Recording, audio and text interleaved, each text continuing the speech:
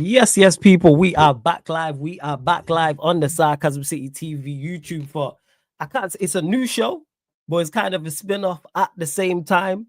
So the Manchester United, Chelsea, Tottenham Hotspur shows is no more, people. The Man United podcast, Ballers at the Bridge podcast, Talking That Tottenham Talk podcast is no more. Those two shows have been split into two. So this is one half of that. This is now the Manchester United Chelsea podcast, Man United podcast meets the Ballers at the Bridge podcast, where we talk all things Manchester United and all things Chelsea as well. And this is the time that the show will be at constantly. Well, will be early at 9 p.m. UK time will indeed be the time. And in regards to Chelsea, Enzo Maresca has today ruled Chelsea out of the title race. To me, even though I think Enzo Maresca is doing a good job, even though I rate the vast majority of the Chelsea players, I'm not hearing none of this out of the title race talk, just for my own personal well-being. Chelsea, you must.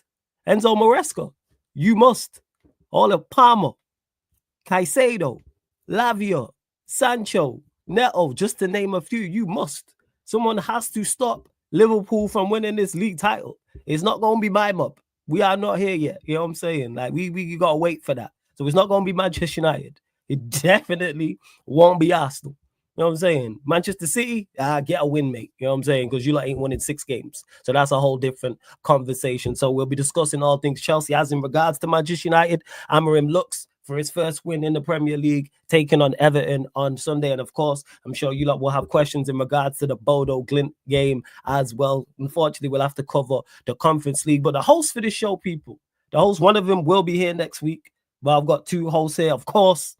Winter Surfer is here, of course. You know, I wasn't going to split the show and not keep one of the originals. But what we also have, people, is one of the returning, you know what I'm saying? Someone who's not been here in a long time returning now to a permanent show. You know what I'm saying? So we got Surfer in the cut, and we got, you know what I'm saying, the Bridge Nation, Ahmed in the cut. Are you telling me, Ahmed, you good?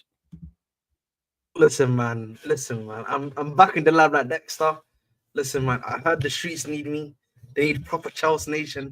Yeah, you know what I mean? They need the Bridge Nation. They need the Maresca Nation. They need someone that's going to help the nations thrive. You know what I mean? We need to help the nations thrive out here, bro. You know what I mean? That's all I'm saying. That's all I'm saying, man. We need to let the nations thrive. And I'm going to do that, bro. You know what I mean? I'm going to do that today. Ta. So Ahmed's in the cut, Surfer. What are you telling me? You good? I'm good. I told Ahmed backstage that I would knock him out with one, like, to knock him out in one blow, essentially. On knockout shot without even saying a word. Look at that. Man's got the whole Chelsea gear on. That is proper Chelsea. Man got the scarf on, the hoodie, you know what I'm saying, with the beanie. Is that, I don't know, man. Is the hoodie certified Chelsea? Because like, we don't certified know. Is that good? No, you know what I mean? You know what I put on my t-shirt? Yeah, it's hang on. Sorry, I'm a bit parched. Sorry. He's got no way, that's real. Chelsea water bottle. Man, it's Chelsea through and through. Chelsea. So he's Chelsea through and through. Big up everyone in the chat. Large up to everyone. Shout out to everybody in the chat. Big up anyone watching this back live. Big up to anyone listening on the audio platforms as well. But if you're watching this live right now or watching this back after the live, let's run up the likes. Hit the like button on the video. So important you do that. Smash that like button. Share across all the socials as well. At Sarcasm City TV, at That's Me Flawless, at Sarcasm City TV on Twitter, Instagram. Please retweet and like from the Twitter, share from the Instagram. Make sure you do that as well. And just as important, subscribe to the channel, Sarcasm City TV. Hit the notification bell. And don't forget to subscribe to the Bridge Nation as well. Links underneath in the description anyway for Ahmed's channel. I believe so. It's there. If it's not, I want to double check. But yeah, make sure subscribe to Ahmed's channel, the Bridge Nation too. And Ahmed, we'll start with you, man. Returning Ahmed, Enzo Maresca has ruled you out of title talk. Thoughts, talk to us, because I'm looking here right now at the league table. I'm looking here. Brighton are currently drawing 1-1 against Southampton. Currently on 22 points. Only a point behind Manchester City. Only a point behind Brighton, who are currently playing as well. So if you win, you could go second, because it's highly likely that City lose to Liverpool. So what's your thoughts on Chelsea title race and Enzo Maresca ruling you out? You know, I think the manager, I like the manager's, mentality. I like what he's bringing to the table. You know, I think he's trying to bring calm heads to this. You know, at the end of the day, we are still up. We're still looking for the progression. Like I say, I think at Chelsea it's a progressionary period. We're looking for the players to progress in the style of playing and stuff like that. So listen, where we are right now is it's a nice thing. We're in and around the title race, but we're not there yet, man. You know what I mean? We still got a few pieces missing. Centre back, of course. We're also missing in the goalkeeping department, in my personal opinion, and I'm pretty sure South would agree with me in that aspect as well. So, as such, you know, we've got a few things that are missing. But listen, one thing I will also say is that sometimes these moments come to you, you know what I mean? And the one You thing have to meet the moment. So sometimes, man, you just gotta do one game at a time. You know what I mean? Just get 3 points at a time, one game at a time. There we It's like, only man. a game. It's a game of 2 halves. It's a game of 2 halves, man. One game at a time, man. You know, for us Chelsea fans, man, we're used to road to 40. So we need to get to 40 points before we can start saying title race. You know what I mean? I think, you know, that's what I would say, man. No, we're not doing this road to 40 nonsense. We're not doing this road to 40 nonsense. You know what? I embrace it. We'll be in a title race. That's fine until we're mathematically out of a title race. If Arsenal are in a title race with 22 points, then we can be in a title race with 22 points. You know what I mean? Let me ask you, Surfer, do you believe that Arsenal are still in a title race? Yeah, I think they're still. If the lead is down, is only at single digit points, even at 9, I still think you are in a title race. You know what I mean? I still think I think people can take heart by how Liverpool performed against Southampton last week. They weren't at their best, and let's face it, if Southampton's goalkeeper wasn't on, the David Coop train, essentially, you know what I mean? I don't know, you know what I mean?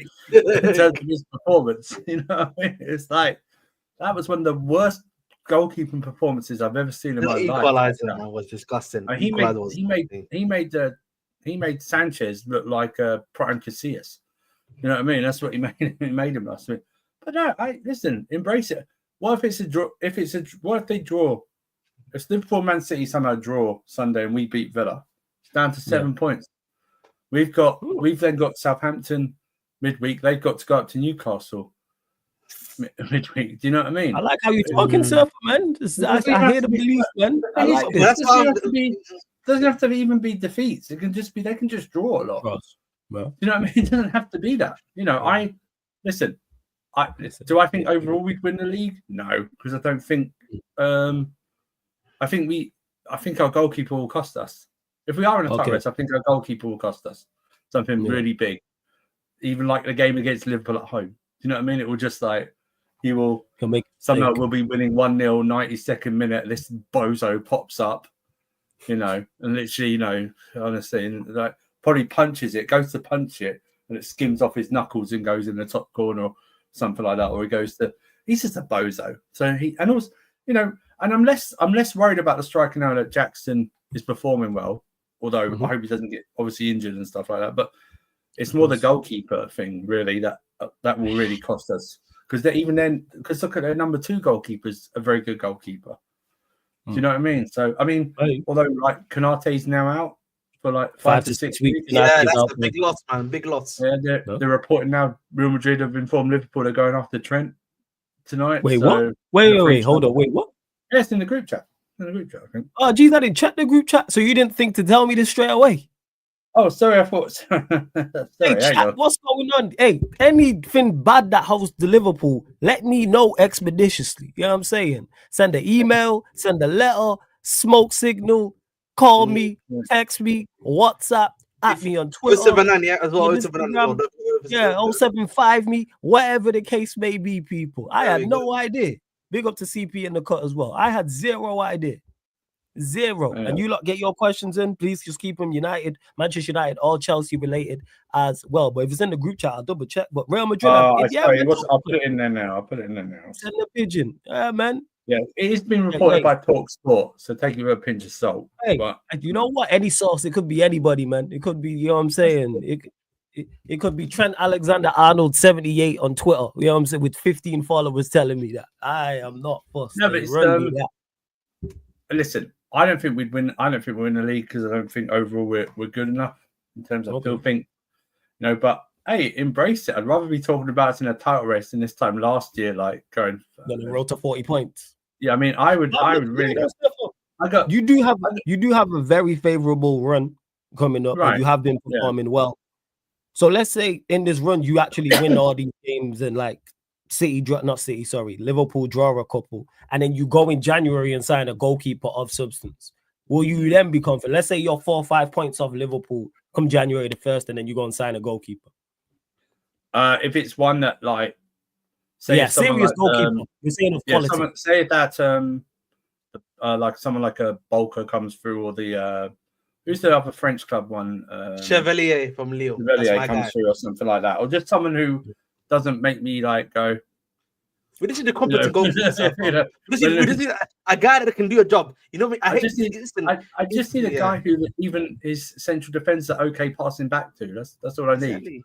You know what I mean? But, you know what it is, I just need a Mendy season from you. Just give me like a Mendy season, can do his job, is competent at doing his job. If you cook up, okay, that's all good. But at least you're giving me the competency to do the job. I'm just fine with listen, bro. If we just get Petrovic, I think we would have been fine.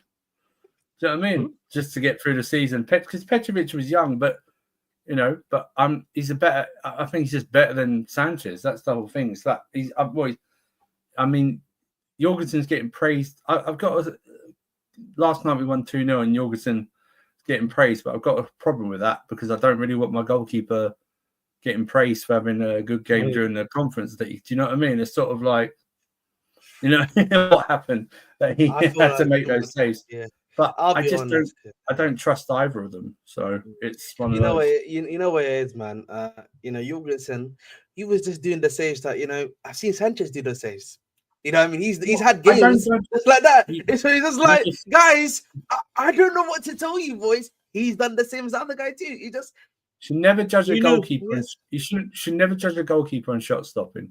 Yes. Because that's like because they should be that's the minimum requirement. They should be that's why they're a goalkeeper. They're not there to stop shots, right? Mm-hmm. It's about the decision making, it's about the distribution. It's about the decision making is so key for goalkeepers. Oh, yeah. I agree with that. The thing for me, go ahead, Seth. I'll let you finish. No. It's just all the other things come in, all the other intangibles come in instead of shot stopping. It's like, David De Gea wasn't really like top notch with distribution, right? But for like 4 or 5 years straight, the only reason that United really finished as high as they did in the league. Do you know what I mean? In terms of like, you ain't lying, fam. He won their Player of the Year 4 years in a row. You know, big up David De Gea, man. Real baller, man. Real baller, man. If you look at nearly every other goalkeeper in the league, I think Sanchez is probably at least in the bottom 5. I heard that. Yeah, he's not like the mistakes I've seen him make because I've watched a lot of you lot. I actually do, as much as the dislike like Chelsea and dislike you lot even more. You do have some good players and you're good to watch and your manager's done well. Some of the mistakes he's made are right, even against us. Like with the Hoyland, and we called it. He thought to himself, I don't think United are going to score anything. I know, I'll help them. I'll give them a penalty. That's the only way United were going to score in that game was a penalty. No, he wasn't. I know what made it crazy was the shots and everything, but that was the only way United. And then he followed it up against Arsenal by not protecting his near post. What are we doing it? Yeah, you got those big games. He literally cut Liverpool. The second goal, he should have come. He came out too slow. Oh, he came out too late. Was it Curtis Jones? And also he's drunk. Instead of going like that, he went like that. So it was easier for Curtis. I mean, did he do anything in the Newcastle game? I don't think he did. No, he didn't. In those top games, he's made a detrimental difference to us. In those games, he's cost us points. Listen, I don't think probably we would have scored at United even without there was no. We were scoring that game. I think that game was finishing 0-0. If I got to be honest with you, do you know what I mean? I don't think we scored. I think we just went up a bit in energy because you scored. So we just went. We scored a banging goal. It was always going to be a mistake or a moment of magic in that game that was going to, and that's what ours. What happened for yours as well? It's a Yeah, great no, I start. don't know about the Arsenal game because obviously it was 0-0 at the time. I don't know if we go on and score. But the Liverpool game, I mean, but he is going to do it again this season. Do you know what I mean? I can guarantee you. I think he's led to at least. I think there's 6 goals that are solely down to him. I think this season that we can see this 6, and few of them are in the last, and 3 of them are in the last 5 games. Do you know what I mean? The only reason he didn't know and mentions like he didn't have a bad performance on Saturday is because Leicester are shit. In the second half, Flawless. In the second half, the only shot on target was the penalty in the second half. Yeah, it was. Yeah, I watched the game. Shocking outfit. Yeah. No wonder the manager got sacked. And big up to Rude. I hope he keeps them in the league. And yeah, to Scott, I think he does, but that's not biased. No, but that's what I'm saying. So the reason he can detrimentally affect us is Leicester were rubbish against us on Saturday. But it's like even like Onana's now. Your guy Onana's coming through with a bit of good. He's actually been playing well. As Troops likes to remind me every single week. But yeah, he has actually been. But it's about consistency. Don't go and make him as well. How you spoke about Sanchez is how I was speaking about Onana, where he played well, but it was always a mistake, and he seems to have cut that out. And he's now being a plus. Like even yesterday, like the ball that Dalot played back to him was suicidal. Ball. And he actually did well in that situation. Off his line quick. And people say, oh, he could have given away a yellow card. He rectified the situation. And if he would have been sent off, I wouldn't have blamed him. I would have blamed Dalot. Stupid pass. But here we are. What are you saying, Ahmed, about Sanchez? You're not sold on him? You think he can turn it around? I'll be honest, man. The goalkeepers we have are Tweedle D and Tweedle Dum, bro. That's the best way to put it. Like Sanchez, for me, I think the best way I put it is like, he's an equivalent exchange goalkeeper. For the amount of like mistakes he's gonna make, there'll be a game or 2 or like a 3 where he'll actually have that good game that like saves us the points, right? But the problem is the points he's gonna lose, then the points he gains for you essentially add up to 0. So it's essentially he's giving you nothing. He's not adding value and he's not removing value from you. And I just think for me, when you're at this top level, you know what I mean? When you're trying to go for titles, win these trophies, bro, you've got to have a goalkeeper that can concentrate for 90 minutes. You know what I mean? One thing, listen, I don't like to give this team a lot of credit, but like the thing about the one thing I give Arsenal credit was that, obviously the thing about Ramsdale was that he couldn't keep concentration for 90 minutes. Like he said himself, I can't concentrate for 90 minutes, right? And then they were like, we can't have that happening. And they brought in Raya, and you can see that with Raya, at least they've improved, right? So therefore, for me, you need to do that. And then the issue for me becomes, listen, I get that Jorgensen's good on the ball. I know about him when I was watching him at Villarreal go on the ball. My issue for him is, and you saw this also at the Newcastle game in the Carabao Cup, he is very prone, to doing, parrying shots back into the other team. And you saw that against Newcastle. There was a situation where he parried the ball almost into the opposition if it wasn't kicked out by one of our teams. And like again against Heidenheim, I've seen Sanchez have that performance. I just don't know. I just don't think for me with Jorgensen, with his previous history, I just don't see what or much of a difference there's going to be between them both. That's the issue for me personally. All right, cool. So, but same to you as well. Let's say you have a favorable run. Let's say you pick up a lot of points. You're 5-6 off the top come January the 1st, and you sign a goalkeeper. I know the answer to this already, but I'm going to ask you anyway. Do you start to believe the title could be on its way to Stamford Bridge? In the famous words of the Bridge Nation, 1 game at a time, 3 points at a time, man. 3 points at a time. There we land, man. There we land. That's him saying, I would. Go on. We are coming up, I think, near enough. Might be a few days either going into or off it. I think I'm coming up a year of when we played you away last year in Poch when I broke down and I just went, no, get out, Poch. And to think now a year later, someone's actually asking me, are you in a title race? Absolute madness, right? In my mind, you told me that last year. Like also the manager you brought in, Maresca, who's the Leicester manager in the championship, would have people like going, oh, do you think you're in a title race? This is bonkers. So don't give me all this. So don't believe in all this phase process. Talk about it.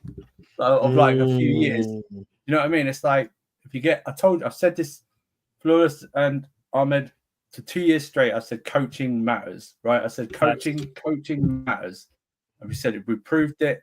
We proved it in nearly every single team now has a modern day coach in terms of, we'll have the players run, but we have the players run when they need to run and when they need to make important runs, not in training doing 2-3 hours of running, just for nothing, or anything. It's about that. It's about when to run. Because look at our game against Leicester yesterday was perfect for us. Last week, because of the way they set up and they weren't pressing us, we didn't have to go full pelt, and that's great for us going into a busy Christmas and New Year period, not having to go full throttle. But it's also about how they treat players in terms of not rushing them back. You know what I mean? Like limiting their minutes, bro. Yeah, exactly. Like look at the way Maresca's handled Neto. Neto's had about 3-4 years of bad injuries and stuff like that, but it's managing his minutes and getting him back in. It's making sure Sancho's ready to go. Do you know what I mean? Not rushing him back. I know we'll talk about it, but Reece James is obviously an opposite thing. But even like with Fofana, how to give him minutes, Lavia, when to start him, something like that. It's modern day coaches.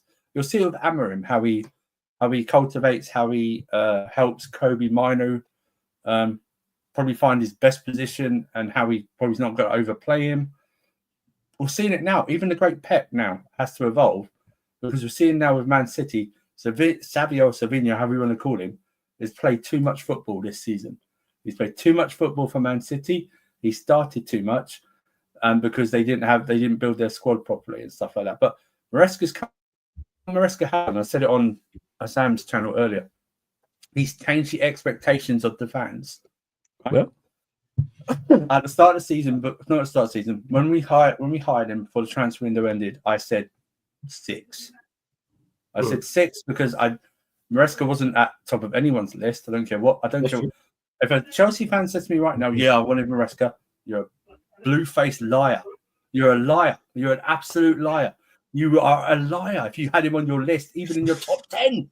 Even if you had him in the top 10. I personally had him in my top 3, man. You know what I mean? I had him in my top 3, man. The little cheeky ones. Yeah. And you know what I mean? Then it was after the transfer window because we didn't get a striker or a goalkeeper. So serious. I thought we needed to finish in the top 4. We're in a top 4 race. We're still in a top 4 race, but he's building up expectations where other teams are faltering. And you know what? That's not our fault. Well, you know what I mean? No, you got to take advantage of that. That's not your fault. Man. You have to take advantage of the situation. There's never been a Premier League season where the league's going to April and May where at the top half of the table, everyone's performing properly. Every season, there's always 1 or 2 top teams you think will do better that falter.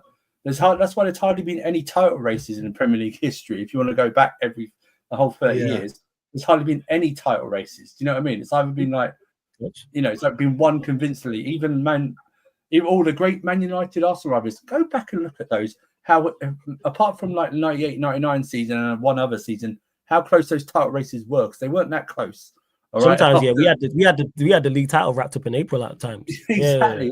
I think one of those seasons you battered Arsenal 6-1 to actually win that title. Do you know what I mean?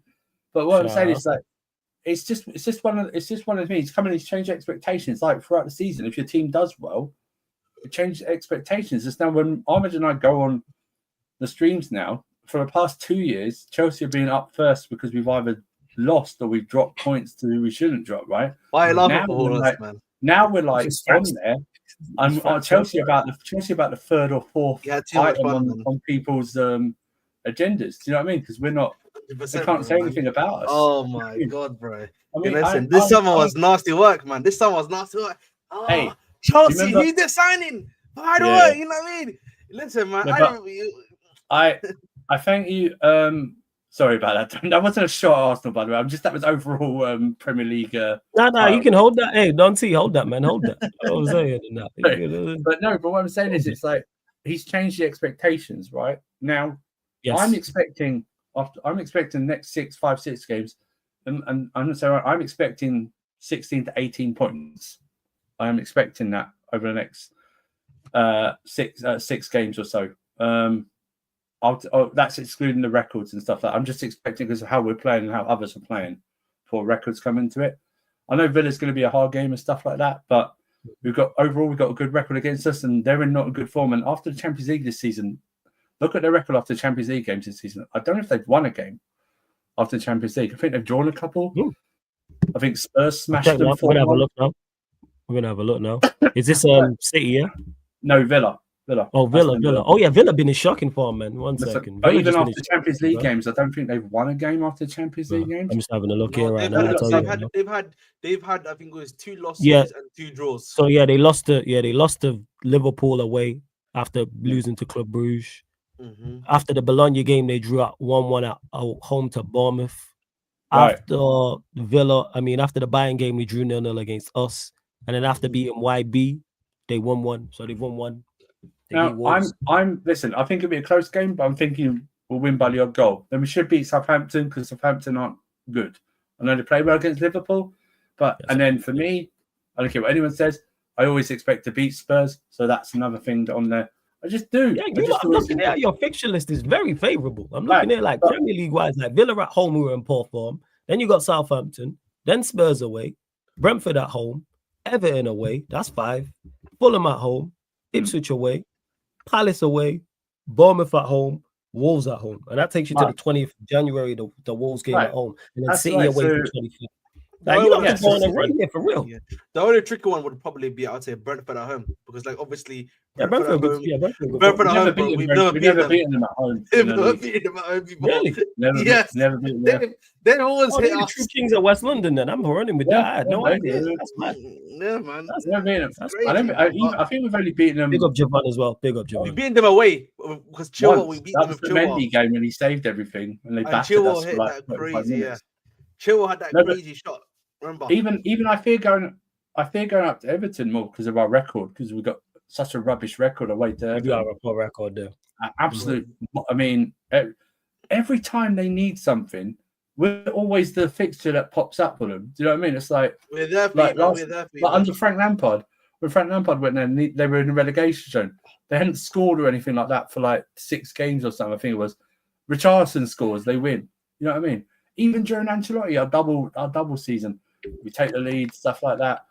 We need to. They ping us 2-1, stuff like that. It's just ridiculous. Sir, but do you remember how much they beat us by under Poch? I remember that game because that game was grim. I remember that game so much. That was a grim game, by the way. At home to them, like it was belt to us that game, man. I'm so sorry.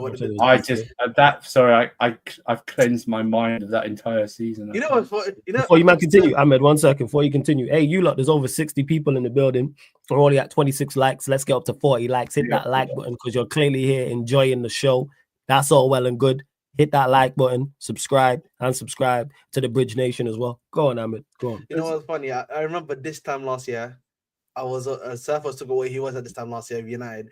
I remember this time last year, I was on Casually FC and Marshall. We were looking at the December fixtures. I was like, he's got to go, man. You know what I mean? He's losing this one. He could lose 3 in a row. I remember that, bro. I remember saying that, bro. Like, I remember I was saying he's got to go. I think last season I said it like 5 times, yeah, in November and then December. Like the way he was losing at times, I was like, he's got to go, man. You know what I mean? But even this season, when Maresca makes changes to the starting lineup, right? Yes. We're still like last week when Felix was chosen, right? Everyone's going, what are you talking about? And Felix, record this, Felix played decent. He played well. He was hooping, man. He was hooping, man. We've questioned the things, though. We've questioned all throughout. We've questioned his changes that he's done, and for most of the times they've worked out what he's done. And it's like, we're not, because we haven't been used to that for a couple of years. Like the Chelsea fan base are. Even Chelsea spaces are boring now because there's no really arguments unless someone's I'm not here. Listen, we're not, it's flawless, man. I'm not hearing about my boy Gallagher. You know what I mean? I know Gallagher would have been, a highlight reel if he would be losing right now. You know, who else are we not even hearing City about? could use him. City could use a I Gallagher. can't like City could use a Gallagher right now. I don't know who else. Like, we're not hearing. You know, you're hearing of, oh, if you had this player back at the club, etc., etc. So again, one thing I always talk about, man, winning solves a lot of issues for you. Yeah. You know what I mean? Football fans, Exactly, bro. It allows the stuff that's good at the club to at least metastasize and get itself sorted out because you're winning the game. Because no one wants to remember it, bro. No one's now thinking about what's our new stadium? You know, what's going on? No or the ownership civil war. Or Bowley versus Igbali. You know what I mean? Where's that? Yeah. Where's that since September? Where's that? Exactly. You know what I mean? Now it's like just respond to Javon in the chat saying not taking Tottenham lightly. You'll learn, Javon, with Tottenham. Trust me to take them lightly. See, that's why I'm not speaking about Tottenham. It's why you'll learn, man. No, you'll learn that they've beaten us once in their new stadium. That was it. Once in the league. That was it. That's when the Potter went blame Ziyech, man. Blame Ziyech for that, man. But yeah, yeah.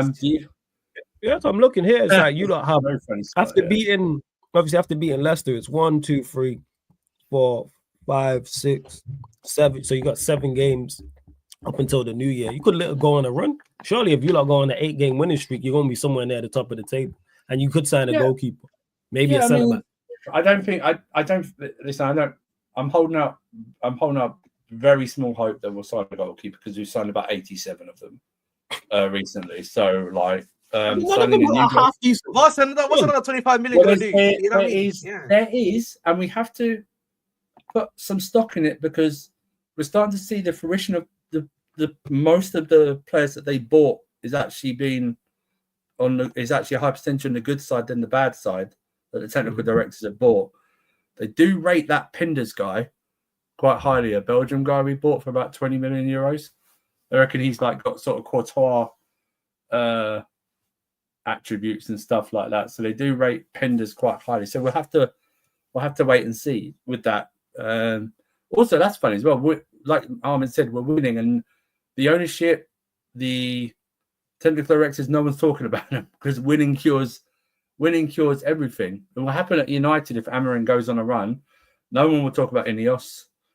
No one will talk about like the on the board and stuff like that. It will just simply go away. It's very simple. Football fans are the easiest people to please on earth. You just win.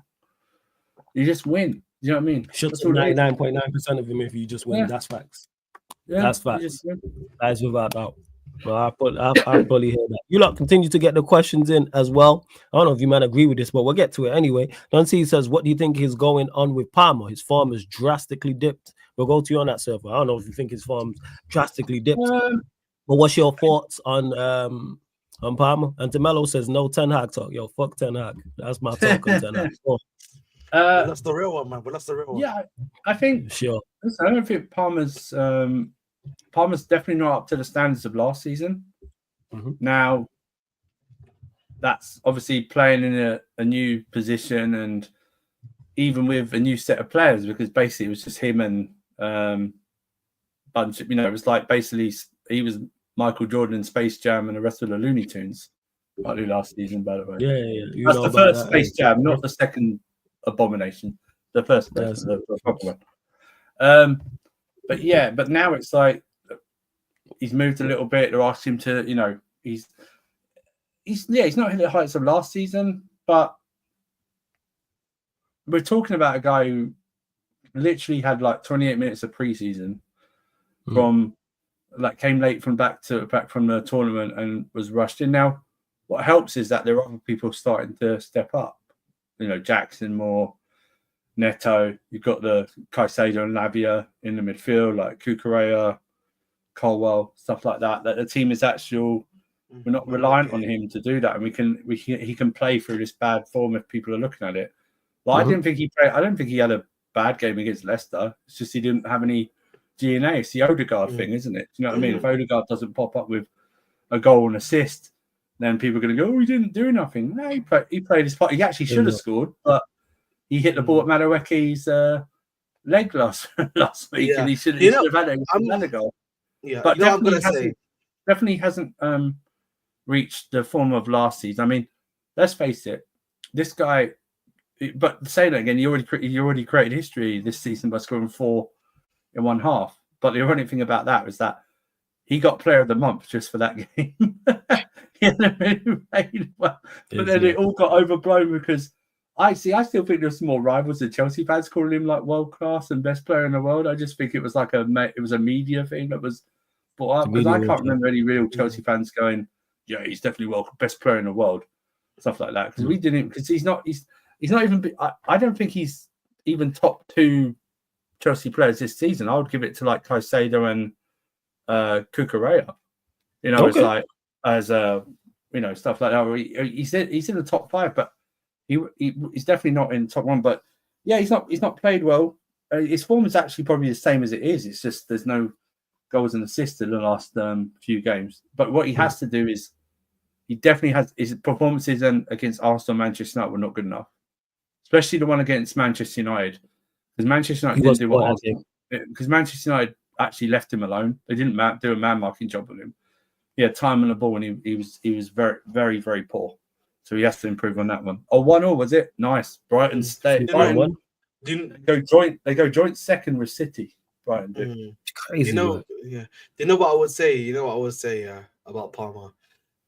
It's an interesting conversation, but I think if you look at the Leicester game, particularly in that first half, a lot of our attack wasn't even running through him. I would argue a lot of us running through Cucurella and that Felix side, that particularly on that side, we really dominated that side because I think Felix was having a very good first half. I'm pretty sure all of us would agree. Like you could see that the game was allowing us to go through him and Cucurella, and that's why a lot of our chances were being created, in my personal opinion, particularly on that left-hand side. We saw the way Jackson was moving on that left-hand side, so a lot of our chances were being created in that section at the very least. So I think that's part of it. I think the other thing for me is also, and this is something I notice a lot more, is that I think he's sometimes, I feel like in the last 2 games, he's doing it a bit too much.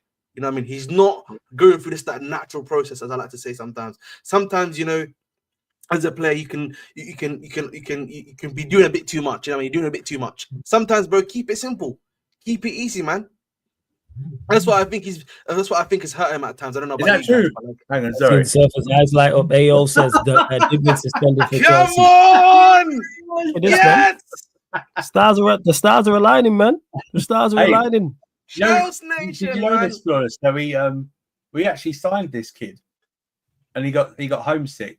I heard he got homesick. Yeah, someone said that. He went back to Southampton. I'm hoping there's a secret clause in there that we have first refusal or something like that, or we can. No, it's crazy. If you're in London, you ain't too far from Southampton. In 2 hours. Even 2 hours.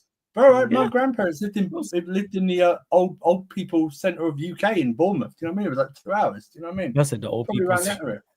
Okay, it is. It's where people go to retire, bro. No idea. Do you remember Harry Redknapp? I remember Harry Redknapp go there. Yeah. When he coached West Ham, he never moved from Bournemouth. He just drove up from Bournemouth every day. Yeah, he just drove. That's what I'm saying. Why are you suspended? That's like being like, oh, you're in Manchester and then it's like, oh, I'm homesick and you're in Leeds. Most players that live in London travel to Cobham, which is about 2 hours or something, to train. Do you know what I mean? It's like, he's a young kid, so we got to give him that as well. It's like sometimes they're a bit. But like again, I just think for me with Palmer, keep it simple. You know what I mean?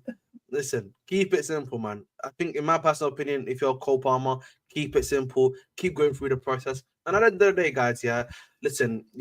One thing I'm not a big fan of is that your Palmer FC. You know what I mean? That's something that we get hit at a lot of the time, and I'm like, if that shouldn't be the case for me. In any team, I want to be seeing my boy Jackson rise. I want to be seeing Madueke rise. I want to be seeing Neto rise. I want to be seeing Sancho rise. All these attackers that we've got, they need to rise too. You know what I mean? That's what's happening though. That's why I'm saying this is kind of been a good thing for us because it's meant the other guys are stepping up and doing their job. Because what Maresca is doing and other players are starting to do this. Palmer's form's not really being talked about.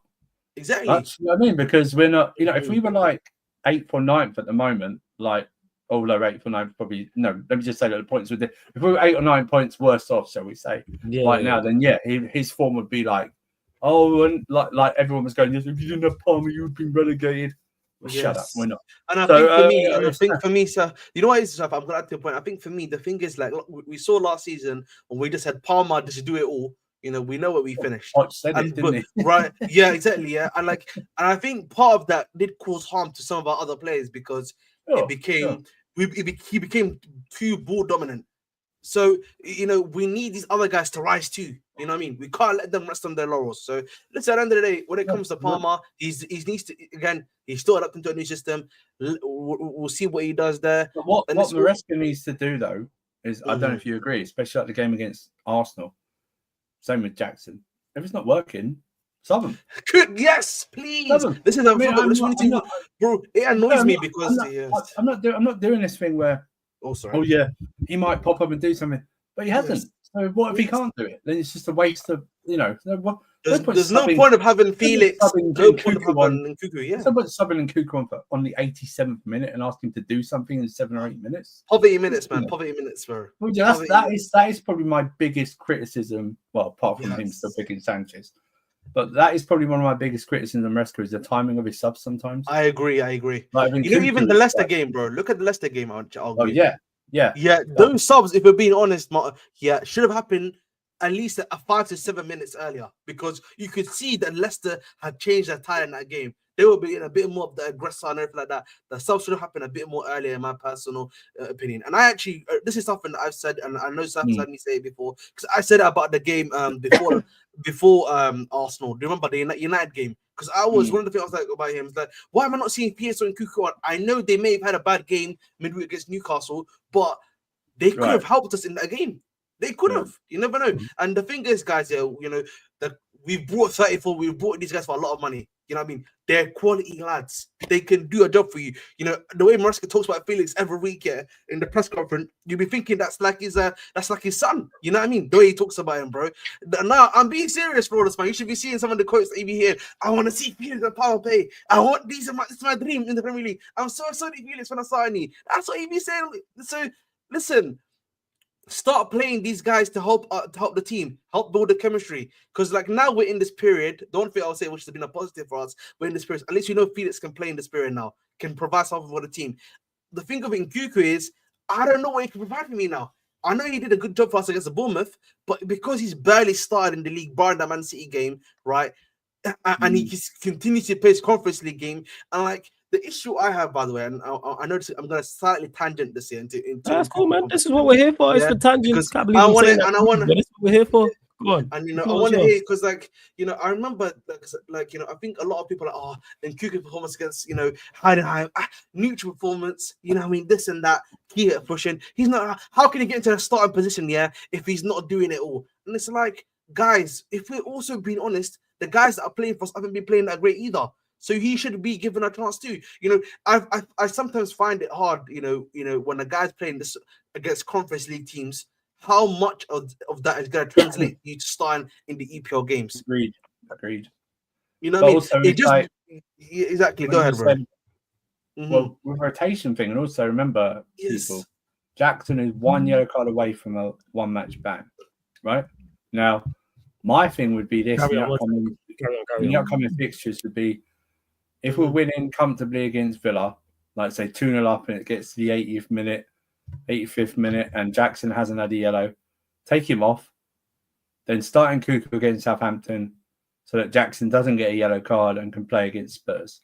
That would be, or Jackson does get a yellow card against Villa, misses a Southampton game anyway, and then Nkuku should still start against Southampton. That would be my bit. I would rotate. I wouldn't rotate as heavily as he does for the Conference League. Obviously, you still need to keep like the Caicedos there and something like that. But that's what I would do, and I would give him more minutes. Like I said, you cut people like, well, Nkuku hasn't done anything, but it's like, but he hasn't had enough time to do stuff. Like apart from the Bournemouth and the West Ham game, even when he had like 25 minutes, we were already 3-0 up, and West Ham were just and it was like. I mean, he actually should have scored, ironically, against West Ham with that header that was saved. But in other games, it's like, it's just, like you say, against, who was it? Against, no, not Liverpool. No, United, he didn't even get on against United. He wasn't even got on against United. And it's like, we needed a goal. Do you know what I mean? It was like... At some point, Maresca's got to start. My issue is, and I think I think this is becoming more so an Nkuku problem than it is a Phoenix problem. It's just becoming, you need to start trusting the guys you've got. You know, the thing about Maresca, you say in the press conferences, you trust these guys. I like the squad. I like that. To start trusting these players to get the job done for you, right? You need to start trusting to get the job done for you, because you know the guys on the pitch aren't doing it for you right now. The thing is, though, is that if the good results still happen, then like I said earlier, it becomes less and it's more like a suggestion to Maresca instead of a demand. So that's fair enough. Yeah, if we were winless in 4, you know, we'd go, yeah, you got to start doing this and this, but it's like it's not, and we couldn't, and although we didn't win we only won one for less than one of the previous like 5 league games. It was because those fixtures were like Liverpool, Newcastle, Arsenal, Man United. You give them even more of a leeway because of the tougher fixtures on paper. Do you know what I mean? We didn't come out with losses apart from the Liverpool game, so he builds up that sort of, yeah, start showing the trust. And I think he is. But he also said, I remember that interview after the West Ham game he had with TNT Sports, and they said, "Was everyone buying in?" And he goes, "Well, if they're not buying in, they don't play." Exactly. And maybe that is it as well. I'm a decision in the summer of Nkuku about whether he what he wants to do. Yeah, and I think Prime's put it in the group chat as well about Chelsea's suspension watch. So we got Neto's on 4 already. Bloody hell. So Neto and Jackson on 4. A lot of yeah. Caicedo, Cole.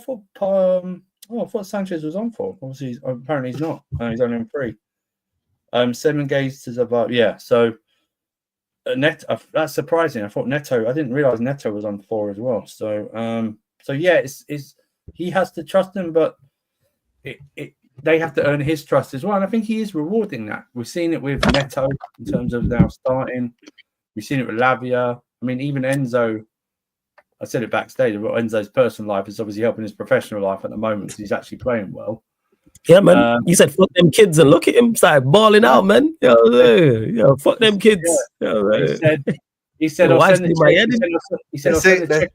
I'll send a check every month, but leave me alone. Essentially, is what he said. I think he said, what's his name? Big up to my boy RSM. He was telling me he's with a Dominican singer these days, apparently. So big up to him. Well, he's got fine taste. That's not what I'm saying. It's all good, but yeah, but you know, it's one of those things. So we have to just wait and see. I just think for me, we'll see what happens. Obviously, with these subs, I do think though, in terms of one thing, I have to give credit to Maresca. I think those likes in terms of 181. 100%, man. Let's get the likes. Let's get 100 likes, man. Yeah, 100 likes, man. 100 likes. Finish that point, but yeah, there's over 80 people in there. Only at 49 likes, man. Let's get up to 70 likes. Make sure you've hit the subscribe button as well, notification bell, subscribe, check 1212. Make sure you do so, and subscribe to the Bridge Nation as well, people. We're at 50 now, but let's get up to 70. Let's add 20 more likes onto that. But Ahmed, actually, we'll go to you and your boy Madueke, someone who's received criticism. Obviously, you got plenty of options in attack. You have Palmer, you have Nkunku, you have João Felix, you have Sancho, you have Jackson. I wouldn't include Mudryk in that. But where do you stand? Because it seems Madueke is the one people are calling for, because people have mentioned they want to see Palmer potentially play wide right so he can drift around and maybe someone else in the 10 to get the best out of him. You're someone who had Madueke stocks, sold him, then got him back. So yeah, where do you stand? Should Madueke be dropped in this run, or does he deserve a couple more chances? Do you know what it is for us here? I want to give some context on Madueke, actually. Okay, you the do. Context I want to give is that, you know, when Madueke came to this football club, you know, he came in January. He didn't get that many starts in the league. You know what I mean? Barely got any starts. Lampard didn't even give him any starts either. You know what I mean? Caretaker manager. And then, you know, when he was playing under Poch, barely got any starts under Poch too. You know, Poch, you know, obviously had Palmer there, which, you know, listen, we can't deny Palmer. Great player, good player. So you will never see me here on my guy that's doing the job. I just think, you know, my issue of Madueke has been he's not had enough game time. You know what I mean? One thing I say about players is that sometimes they need the game time and the experience here to continue to play on a regular basis. Just to continue, Melo, under Pochettino, he was only out for 1 week each. He was never injured that much. 1 week each under Pochettino. Try hitting you with the violins, man. They're not You know trying what to I hear mean? it. They're hitting you with the violins, man. Listen, listen, they can't hear if they all they want to, but like that's the reality, bro. He needs the experience, he needs the game time. So would you keep playing him then? You'd keep playing him during this run. I really would say, listen, against your Southamptons, against your lower teams, I would play him last night. So would you start him against Villa? What's your front? Yeah, what's your front? Let me ask you that. What would be your front four against Villa, Ahmed? So you're the manager. What would be your front four? Wow, tough question. Quality players. That's why I'm here, not just to click go live and then stream. What a tough question. What was your front four? Tough question, Jeff, man. Tough question, Jeff. I would personally say, if I'm looking at the four here, striker obviously got to be Jackson. I actually think Sancho left wing, probably, because I think of what he can give us and how well he can do in that position. Even though, and I think I want to play Felix because I thought that Felix deserves a start. So I would probably say between Felix and Sancho on that wing, I think it's fair. One of those two is who I'd say. On the right, Bridge Nation hot take incoming. Pedro Neto. There we go. That's not a hot take. I think he's your best right winger, to be honest. For myself, it is though. For myself, it is though. For myself, it is. Oh yeah, for you it is actually. Yeah. For you, it is. Go on. There we land. And you know what, man? I want to see it in Cuckoo in the middle over Palmer, because I want to see, okay, no. You know what? I won't say that actually. I'll say Palmer for this game, but against Southampton, I want to see Cuckoo in the middle. Okay. So what I'm saying is between Sancho or what's it called? Felix on the left, obviously Neto on the right, Palmer, Jack. Okay, Palmer, Jackson. So no Madueke. Where do you stand, sir, with Madueke? I can see why Maresca likes him because he does both sides well. Well, he helps out on both sides in terms of defensively and stuff like that. But everyone's right. If Palmer was to play wide, I think the system changes in terms of like that. You probably have to. Do you think it changes for the better or for the worse though? For the worst, I think. It depends who he picks. Because I think Palmer does more off the ball than Nkunku and Felix.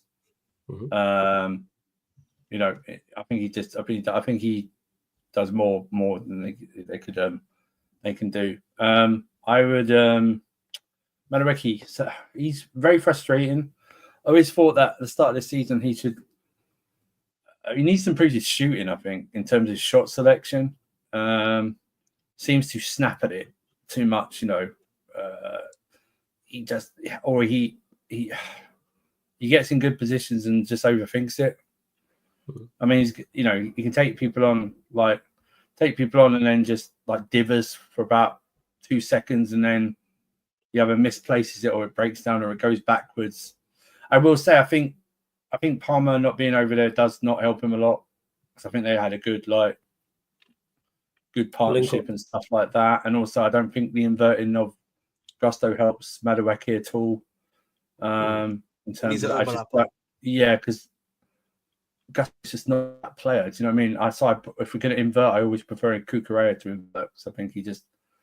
Do you not think though that Gusto needs to? Do you not think that Gusto needs to learn that? That's something actually I know that I've discussed previously. I don't know if it was with you, but one thing I've said is that if obviously we're going to discuss with James eventually, if he can't do that, our right back needs to someone do that, right? And I think Gusto has the skills to do that. It's just about him learning that if that makes sense for me. But there's no. Javon's right. There's no need to invert Gusto if you place actually Palmer in the right half space. So there's no need to actually invert. But he doesn't. Yeah, that's fair enough. Yeah. You have a normal right back, and if you want to invert a full back, you invert Cucurella, unless he's like doing a man marking job like he did against Saka, or you don't invert anyone like we didn't really do against Leicester. Do you know what I mean? Because I think finals playing we basically essentially played back three because Cucurella was left wing for most of the game anyway. But we just don't do that. So if you move Palmer back up to the right half space, there's no need to invert Gusto. You can have just Caicedo, Lavia, Caicedo, Enzo, Lavia, whatever you want to put there, and just let Palmer just like sort of like what Odegaard really does for Arsenal, really, Arsenal. in the right half space with Saka, sort of like that. So really do that and let him go from there. But back to the original point, Madueke, he's a decent player, decent, good squad player, and I think he's had a run now, and I think Neto should play on the right because I saw Neto do both sides again. Madueke does against Arsenal on both wings. He did it, but this upcoming thing is a chance for a lot of rotation. So Madueke, like I would have loved to see Madueke play last night, bag a couple of goals against Highline, get his confidence up a bit. That's true. That makes sense. I think what we should do with Madueke is that he shouldn't really be like a creator. He should be like sort of like a right inside forward, essentially. In terms of he should be. If Jackson's like pulled out to the wide on the left to collect the ball, Madueke should be running in the middle. You know what I mean? Being like that sort of, even if it's not to get the ball, like be that distraction so Palmer could get the ball or a Neto could get the ball or something. Yeah, replicate the Odegaard Saka thing. You're exactly right, Jibon. So yeah, you could do it with Neto as well, actually, as well. So you could do that. But I would do that. Madueke, listen, let's be honest. Chelsea fans in summer, if we signed Elise, Madueke wouldn't be here. Yeah, that's true.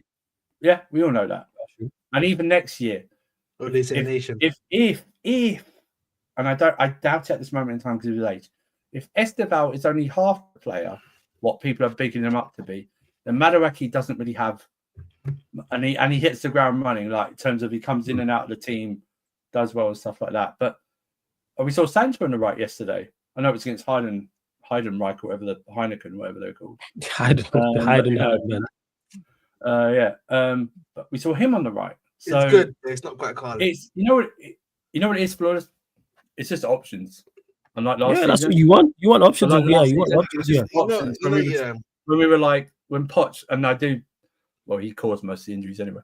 But in my opinion, when he looked back on his bench and saw like 7 NPCs and 2 goalkeepers, do you know what I mean? It was like Madueke had to play. Maybe that didn't do Madueke good at all because he had to play a lot. Do you know what I mean? And his development really was stunted in the first time he came in January because we had Potter and then we had Lampard, then we had Poch, and I think some of these players' developments actually got hampered by that for like 18 months with that situation with Potter, Lampard, and then Poch because Poch is a dinosaur, as we all know. You know what I mean? So it's like the development's not there, and we just have to wait and see. He's frustrating. That's the term I use for him. There's something there, but I don't know if we'll ever see it. But my front four for Villa, I would like, but it's not going to happen because Sancho literally played like full 90 yesterday. I would go Sancho left. Go Sancho left, Neto right, Palmer in the middle, and Jackson up top. But because Sancho played there and Neto, I don't know the fitness of Neto, but Madueke didn't. I think Neto trained today, by the way. Neto was training today. So presumably, I think we're going to see on Sunday against Villa, Jackson top, Palmer in the 10, Neto left, and Madueke right, because none of those players travelled at all. Yeah, you know where it is for this, man. I think Madueke gets a lot too much hate. A lot of people don't know this. Yeah, listen, and Flawless knows this. Yeah. I was, Olise Nation, mate. I was begging for this guy to come. I remember at the time, by the way, I think what's funny about this Olise conversation.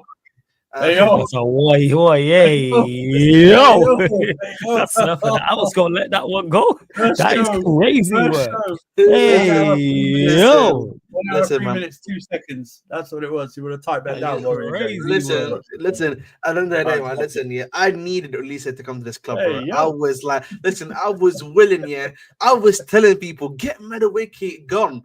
Olise, if you bring Olise to my club, the game's changed. The game is changing, wallahi, bro. You know what I mean? And then they flopped the signing of that. And so, I think we're left with the second best player in that position, Madueke. So, I just think for me, we need to believe in the player. We've got to believe in him. And I just think, again, I think with him, a lot of development to happen. He's going to have highs and lows. Let that happen, in my personal opinion. So, that's all I'm going to say about Madueke. And then, again, Listen. You know, I just think for me, you know, we do too much of Madueke. You know, next summer he may be gone. Barcola might be coming Maybe in. you know what's Oh, happening. shout out with Barcola, man. No, but on a serious note, Rollers. On a serious note, Rollers. Barcola. No, on a serious note, I I actually hope don't you think he's sign going to leave. Barcola. You I hope know, you get it. on an honest note, Rollers, I actually don't think he's going to leave the club next season. I think what's going to happen is they're going to bring in Thingy slowly, Estevar slowly. I don't think they're going to have to put him straight into the start lineup. It's actually going to be, you know what I mean? That it's going to be a slow thing for me. I always said, yeah, my main issue of Charles White was the left wing, because I've always felt on the right wing we were cooking. This season, you've got Sancho, who's been doing well so far. Mudryk, straight line merchant. We've got to keep that one pushing.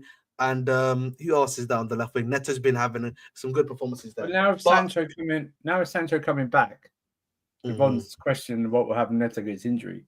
If they stay fit, Neto's not going to need to play 90 minutes and still manage his minutes. So everyone who's begging for Neto, drip Sancho back in, give his minutes, give him minutes. Even I say Madrid, but I don't know. But you can then just do it that way essentially. Now that you've got them back. I just want to say, by the way, yeah, why am Mandem hitting on Barcola? Yeah, if you actually watch Barcola, because he's just right. Because he's just right for it. Barcola, bro, is sensational, bro. He's actually playing really well, bro. He's just right. You know what I mean, bro? He's just right for it, by the way, bro. He's sensational, bro. He's not sensational. He's sensational, bro. That's sensational. Okay. So if you sign Barcola, does he start for you, lot? No. Yes. No. Forget that. He starts for you, lot, if you sign him, yeah. Yes, on the left he starts. Yes, but so who's it? So it's Barcola. Who's on the right for you? No. And then Central Palmer and then up front Jackson. Yeah. So you saying Barcola is better than Sancho first? Listen, Barcola's not better than Madueke. Listen, Barcola, mate. Wallahi, we're feeding families if he comes to my club, man. Barcola is, but I tell you what, Barcola, right now, if Barcola comes to my football club, bro, we are feeding. Let me mic. You know who? Listen, there's another guy I'm discounting, by the way.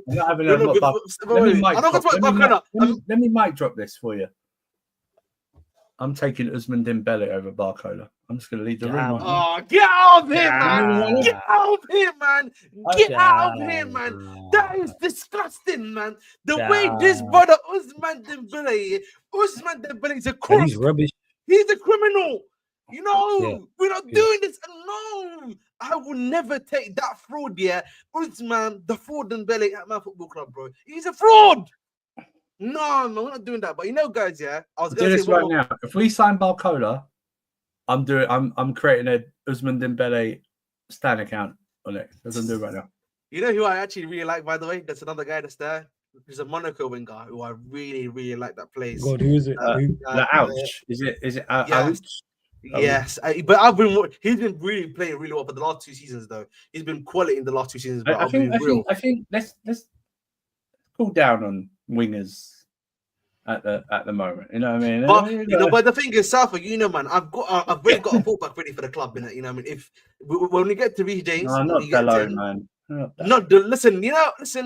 I've said Delo is an option, but he's not my number one option. My number one option.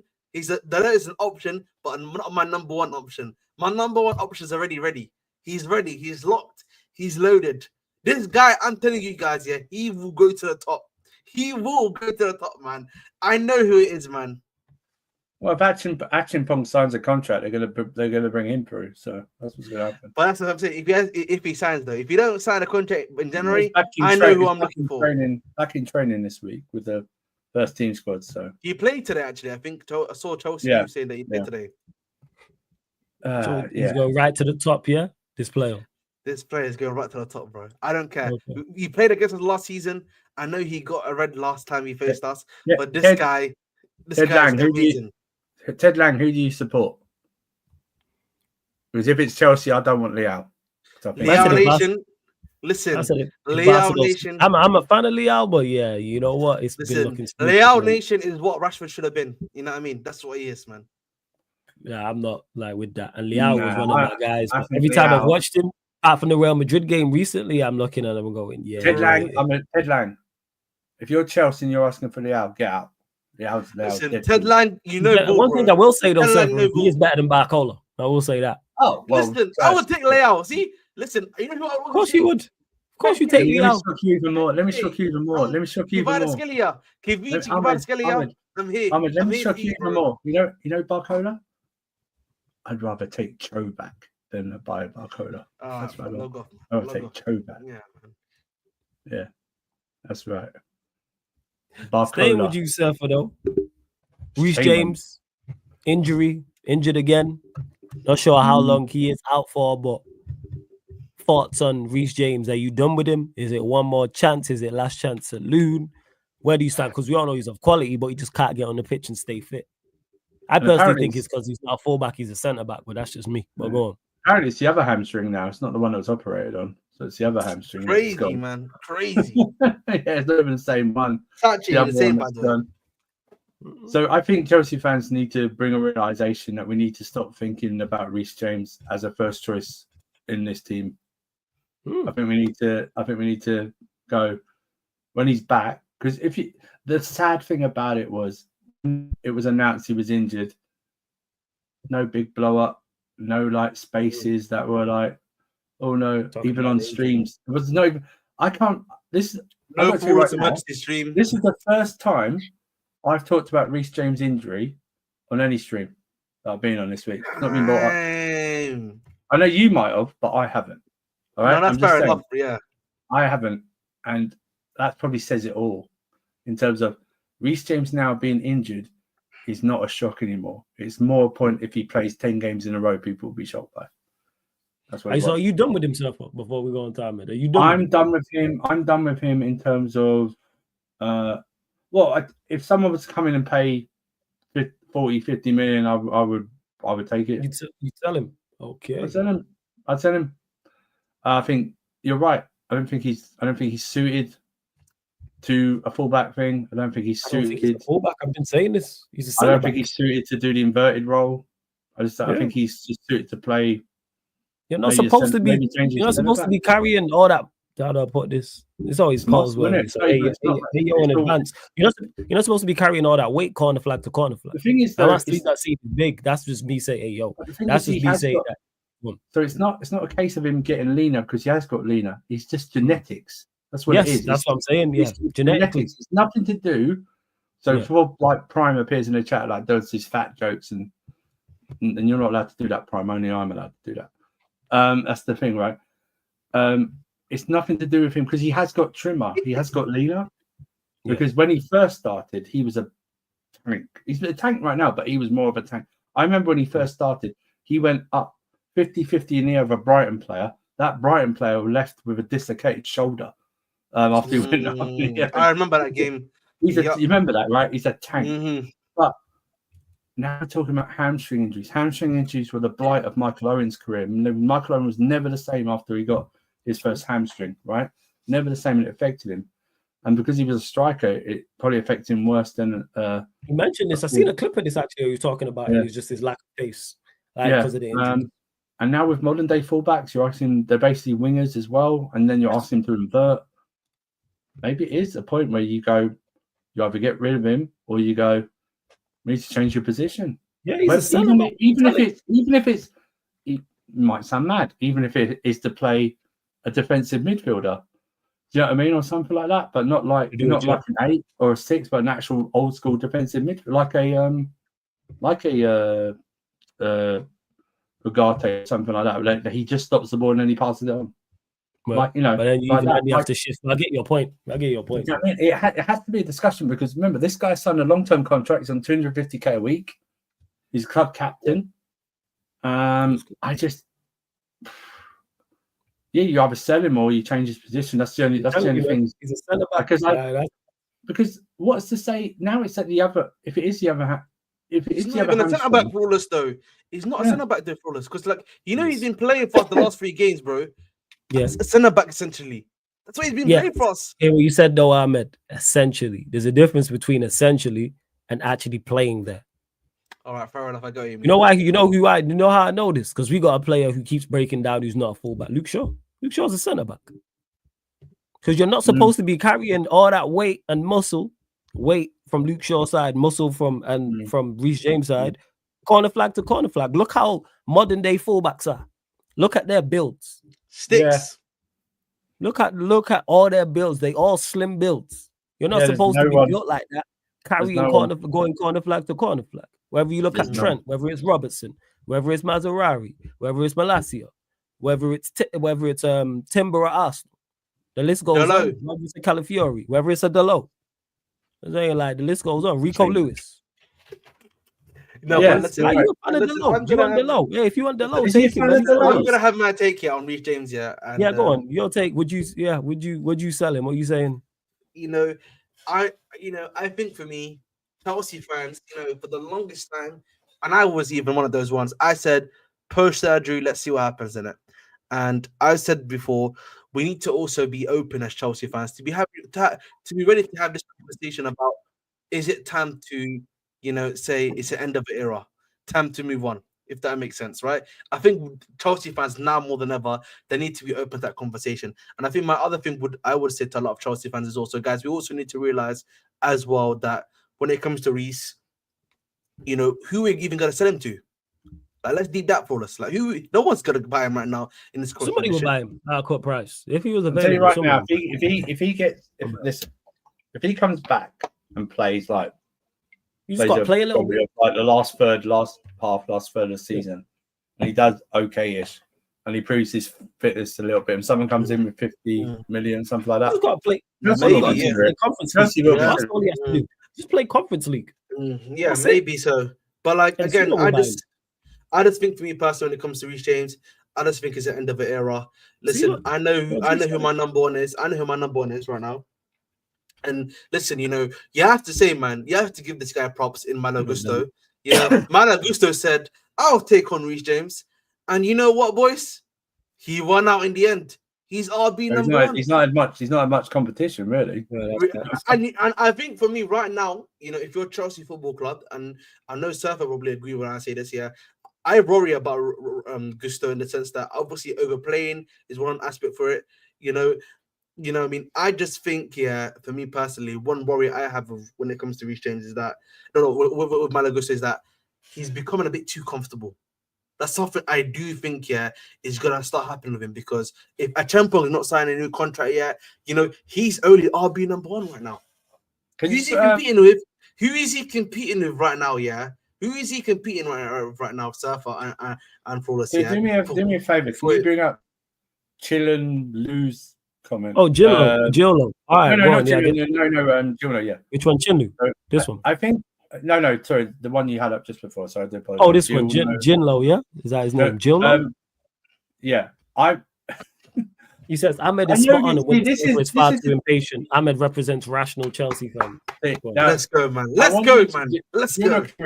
I want you to learn the term active listening, okay? I want you to learn the term active listening, because if you listen to what I said about Reece James, was I also said, either you sell him or he changes his position. I said that several times, so I didn't say get rid of him. And even I think Ahmed's the one that's been more impatient than I am in what he said about Reece James than I am. So I don't know if you've got our names confused or anything like that. I don't know how you would get our names confused, but it's like, this is what I mean about terms about active listening.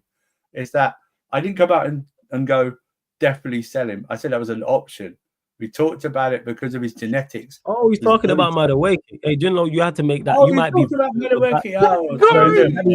Jill knows my brother was lying, man. I respect you so much for that take. You know what, Jill? My driller. Madueke high. I think it, Jill, were you behind? Is that what you were saying, or was you? Yeah, he's behind. That means he's watching behind. But I want to. But you need to put that in the. You need to put that in the message. So I don't know who, because I don't know who you're talking about. Reece James too. Yeah. Let's return to this VJ convo, because this is anyway. So so the comment I was asking you guys again was that who is really competition to Gusto in that position right now, boys?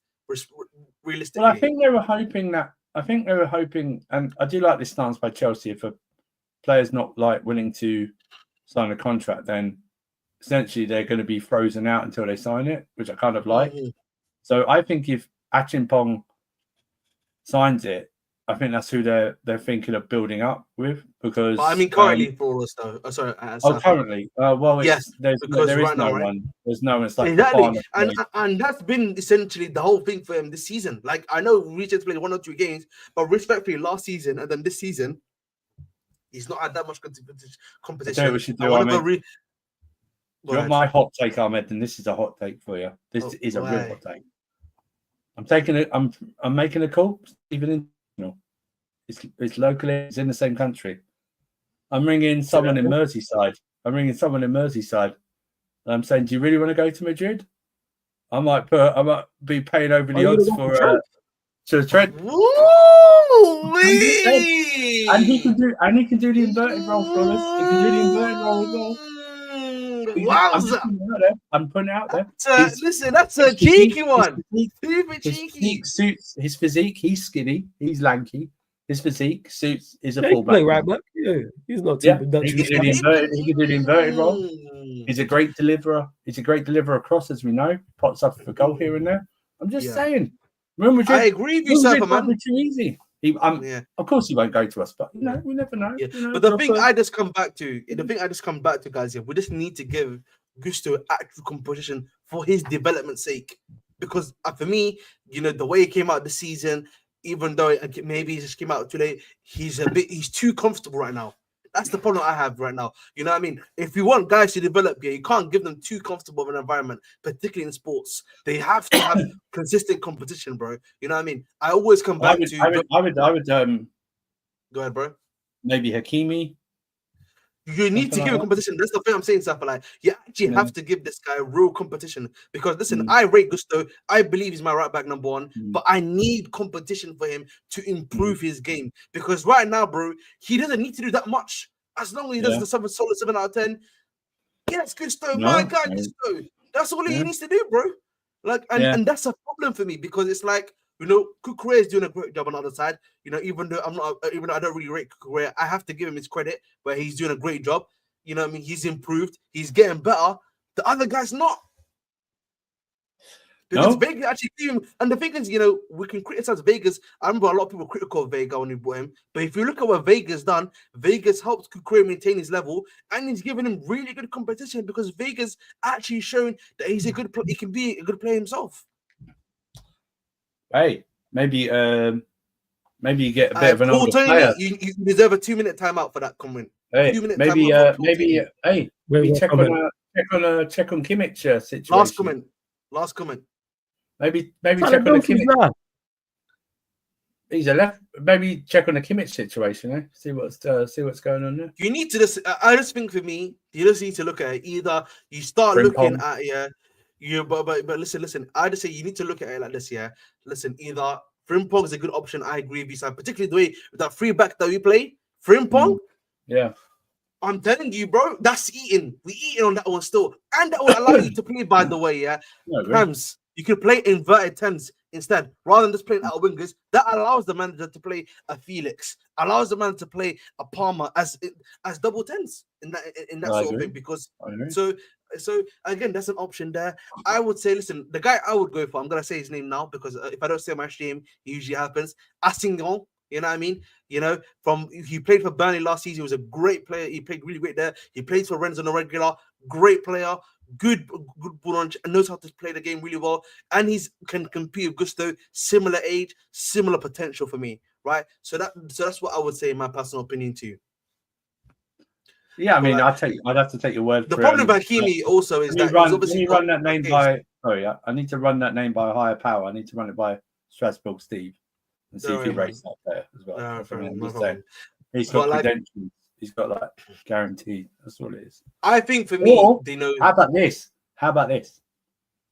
What do you think about taking advantage of Newcastle's financial situation and trying to sign Livramento back?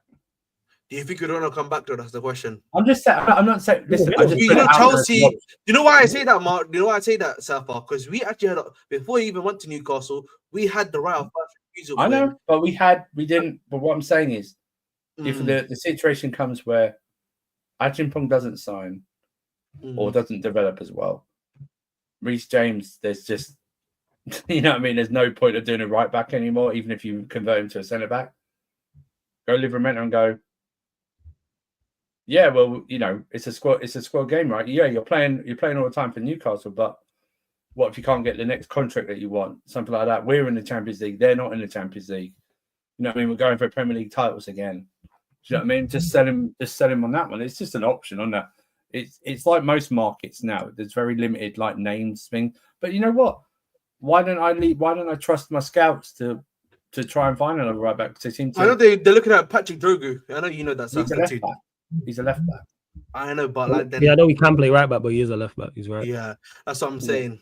Mm-hmm. What about the wing back for Sporting Lisbon? I know he had a torrid time the other night, but he's played well the last 2 seasons. Is it which one? Quendia? Yeah, something like that. Isn't that someone that's I know United's looking at him now? Are we? Yeah, Quendia, no? Isn't it? I know we're going to get linked, but obviously because it's Manchester United, we're going to get linked. But I hear that. The thing about it's like, I think modern day, it's not. It's like, oh, does he start ahead of this guy or that guy? It's all about competition, right? It's all about being part. It's all about like, do you trust yourself to be better than Gusto? Because let's face it, I don't think Gusto's played very well this season at all. I think he's been one of our worst players this season. Yes, you know what I mean? I think he's been one of our worst players. Maybe that it doesn't help with him trying to invert. He's trying to learn new things. Maybe Maresca has to go. He can't do that. He's limited in terms of going forward and playing as an orthodox 10 or in the half space. Let's just leave him to do what he does well in terms of one-on-one defending and just giving the ball to the natural players that that are on that side. Do you then go to yourself, well, yeah, I'm going to play that, especially like next season, if we get in the Champions League, we're going to place tougher opposition. Do you know what I mean? We're going to face, we're need to improve the level. You need to improve the level of the team. Right? Do you trust yourself to go there? I mean, it all depends. Or they might just pop up. They might just pop up with a gem out of nowhere that we don't know about. Do you know what I mean? It's a point in there. Some type of Costa Rican right back will pop up or something. Or like no one ever heard of, or something like that. It's like we say. It's like, oh, who would you go and replace him? It's like, it's not much. If I was a scout, maybe I'd know who I'd target. People always ask that question. Like I always say, like there's not players out there. But now I just started like chatting to the likes of Jez and Steve and be like, all right, what names are out there? So when people ask, I can just throw out the name. Like I like for left backs. For left backs, I really like the Luton left back last season. Daltrey, I thought he played well. This season, yeah, Who's quality? I like the Ipswich left back, Leif Davis. I think he's very good. But people go to and they play for Ipswich. And I have to remind myself, do you want me to draw out the list of players we signed from relegated teams or teams or something like that? I mean, you would turn your nose up at Neto because he played for Wolves, right? Do you know what I mean? It's like it's utter madness. It's just it's not my job. Do you know what I mean? I'm not like sometimes I only know of these players because I do career mode on FIFA. Yeah, you know what I mean? It's the bot because my electronic scouts do them or something like that. It's like who do we get? Who's the I don't even know who Barcelona's right back is. You know what I mean? I don't know who their right back is. Kunde. Do we get Kunde because he converted to a right back? You know what I mean? I mean, I really don't. Count how Kunde plays for Barcelona. I'll be honest, his crosses are terrible, though. I'll be real. No, but what I'm saying is, but we didn't focus on Gusto's attacking last season because we had Palmer on the right? We had Palmer on the right who was doing it. Even if we keep Madueke or Neto or Sancho on the right and move Palmer to the right half space, like we said earlier, we don't need Gusto to be an inverted right back. We don't need to be the hint to attack because that right side is covered like that. So we just need to leave him alone to what he does best is defending. Because I think Gusto, we've overloaded. We're overloading his mind. We're overloading his body in particular too. Yeah, guys, I've got to break this to you. He's 20. He's only 20. He's not as if he's only 26, 27. He's only 20. That's what I'm saying to you. He's been playing since he's 17. By the way, he's actually been playing since he's 17 for Leon, bro. He's got UCL experience, Europa League experience. 30-year-old. Yeah. So it's one of the things. One that go in for Alphonso Davies. That's a shout. I mean, I don't know why we wouldn't. I went Man United, but I hear you. Cucurella, but I don't care. I want the best competition. You know what I mean? There's no cover for real cover for Cucurella. Cucurella, sit down, man. You know what I mean? We got a new album in town. We talk about the right back. Let's be honest. There's no real cover for Cucurella at left back, long term. Yeah. Man, the both them with Chilwell. Shut up, Flores. You're getting Chilwell. Right? Chilwell, you need Chilwell actually. You know what I mean? No, but on a real note, obviously. Chilwell excels in a back three. Chilwell excels in a 3-4-3. He excels. You know what it is flawless of Chilwell, yeah? Chilwell's body has broken down and he's lost something, yeah. You know when players lose something when they get too really bad, but because he had the ACL, then the Achilles was back to back, bro. And he's never been the same, bro. He's not the same player as he was pre those injuries, man. People... He's played I think he's played 2 games this season, Chilwell, both in the League Cup. Because he's not even in the Conference League squad. Don't even make the Conference League squad. It's crazy. He's not even there. I told you in the summer, innit, when Maresca literally ended his career by saying he's just a left back or a full back. He can't do the inverted role, which I don't really like. He's done Chilwell on Mudryk there multiple occasions. Have you just identified that they're not good enough? That's what I'm No. You know what I say? He doesn't do that dirty. I mean, like the way he cooks them, bro. He goes, Mudryk is Mudryk. That was for me. I can't lie to you when I read that. I laughed. Terrible. It's not on me. That's what he said. I just thought of a left back. I just thought of a left back. Go on. Kirk's at Bournemouth. Yeah, there's ample left backs out there. I'm not moved. I'm just going on to the Liam Delap question. I know it's been brought up in there. By the way, I told you this the other night, didn't I, Flores? He should sue EAFC. They have done him dirty on how he looks on that game. He looks like a mix between Shrek. He looks like a mix between Shrek and the Hunchback of Notre Dame. That's what he looks like on that game. Well, look at him. He looks nasty on that game. But yeah, he's I'm sure you watched him last week, Flores, against your mob. He should have scored, but Onana produced a very good save from that backflip. He seems to. That's another thing, though, right? But we brought up, and I know I'm probably maybe contradicting myself. Does he if a big club, because Man City could still recall him, by the way, as well. But if a big club comes in and goes, "Yeah, we want you," does he go? Does he back himself enough to get into that team, or does he go? But maybe I think it's dependent on who comes in for him. That's what it is. I think if Ipswich goes down, he definitely leaves. Right, I think he definitely leaves if Ipswich go down. Right, if he continues to perform, absolutely. But if Ipswich stay up, he might go. I'll do another season here. Right, something like that. There's no rush. He's an old. He leads the line very well. Very physical, but he's got pace. Good finisher. Scores all types of goals. I wonder if he can do a long throw though, like that. That'd be the other thing. You know what it is for us, yeah. And listen, I know Surfer might not understand. I feel like Delap right now is in the Amorim era of his where Amorim was last season. What I mean by that is that essentially this is like his first season playing competitive in the EPL. You know, he's playing in a team similarly to Amorim, which is an up-and-coming team that's trying to survive in the league, essentially, in Ipswich Town. Like, you know, I think for me, one thing I would say about the season is about him developing. But the thing for me right now is that I think this is probably Chelsea striker. I would say it right. It just makes sense against Manchester City. I forget his name right now. The head scout for Chelsea is connected with him too. Joe Shields, right? Joe Shields, and everything like that. I feel like with him in particular, he's too connected to the club in the sense that, like, to some of our guys in the club to not make him be like the number one option for us. I do wonder though, and I don't know if Surf agrees with me. I could see the club do something where they buy him in January, right? Actually go after Delap, but they're like, stay in Ipswich for the next 6 months, basically. Loan him back for the rest of the season, yeah. Exactly, because I think... Go ahead, bro. Someone, Paul Tinney, brought up a chat. You're right. We forgot about Alfie Gilchrist, Ahmed. Oh, jeez, I forgot about proper... You know what's funny? You know what's funny, Paulus? I know you're cooking him. I know you're cooking it. I know you're cooking him right now, but Gilchrist has been doing... I ain't cooking him. You did all right for you lot when he played. I just forgot about him because he was proper Chelsea. No, Is he I'll playing? be honest. Where is he on loan? He plays right back right now. He plays right back for them, bro. He played centre back, didn't he? He was centre back for the youth teams, wasn't he? He was always centre back for the way. Yeah. Okay, let's see. Listen, hopefully he's grown his hair and doesn't look like one of the Chelsea fans in the lower of Matthew Harding, and we can talk about it.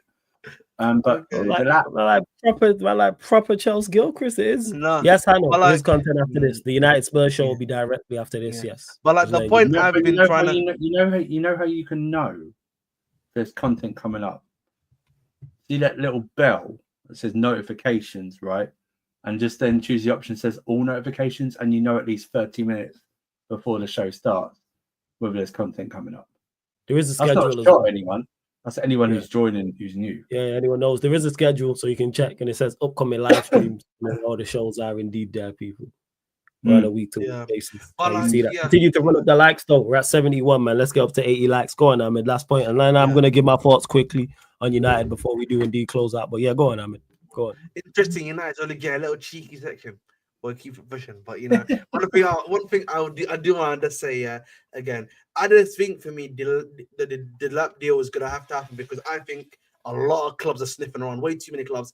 And I think if it happens in the summer, and he continues to do well in the summer, there's going to be like a 70, 80, 90 million thing that's going to happen. So I think if you're Chelsea, bro, you need to get ahead of the guys like you did with Enzo, essentially. So to get deals done. Yeah, that makes sense. 100%. No, I hear that. And the only reason why it's a cheeky section because I was talking about United before on the United City show. I have to talk about him on this show. And we'll talk about him on the United Spurs show. So I was like, you know what, let you have it. Yeah, like what about my thoughts on United, man? Can I not? You know what? I mean, let's hear your thoughts. Actually, we'll go to you, Bridge Nation on Manchester United. You know what I'm saying? The low nation over there, man. Yeah, talk about it. Floor's yours.